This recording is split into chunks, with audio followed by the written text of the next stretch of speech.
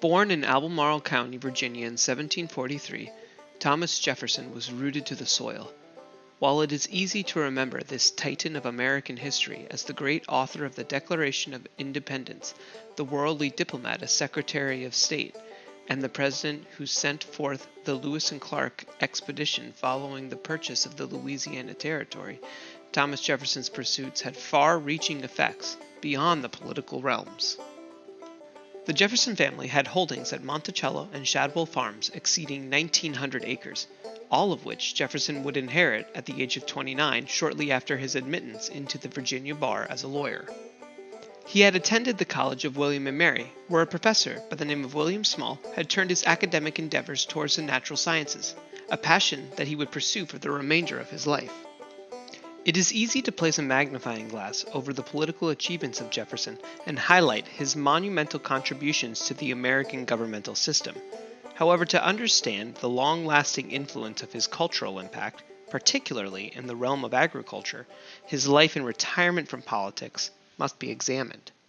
As Secretary of State serving in France, Jefferson wanted nothing more than return to his family estate at Monticello. He noted, "I am then to be liberated from the hated occupation of politics, and to remain in the bosom of my family, my farm, and my books." Following this long career in politics, including tenures as U.S. Minister to France, Secretary of State, Vice President, and President, in that order from 1785 to 1809, Jefferson retired to his family plantation at Monticello in Virginia. He reflected on this, saying no occupation is so delightful as the culture of the earth. And indeed, Jefferson took to the passions of farming as he had with all aspects of his life. When put to any task, he dedicated himself completely. Jefferson set to establishing agricultural practices and philosophies that would become the framework for the American Agrarian Society. He was an early advocate of contour plowing to eliminate the heavy erosion that was so frequent in the red Virginia soil. Additionally, Jefferson advanced agricultural technology by simplifying the moldboard plow, making it readily available to the masses of American farmers across the continent.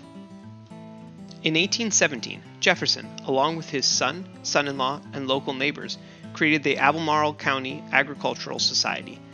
This small cooperative had the goal of sharing farming practices, technologies, and issues within the area in order to create a community of farmers working towards a successful harvest.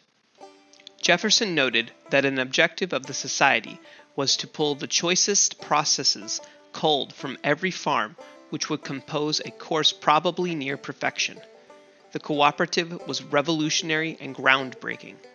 Local societies sprang up across the states, drawing on Albemarle County Agricultural Society as a source of inspiration. The former president would not stop at the local level. He sought to bring the science of agriculture to the academic rigors of the university. Upon founding the University of Virginia in 1819, Jefferson said he wanted young men closing their academic education with the agriculture at the crown of all other sciences, fascinated with its solid charms, and, at a time when they are to choose an occupation, instead of crowding the other classes, would return to the farms of their fathers, their own, or those of others, and replenish and invigorate a calling now languished under contempt and oppression. Thomas Jefferson's passions and writings helped build the American Agrarian Society and the culture of farming in America.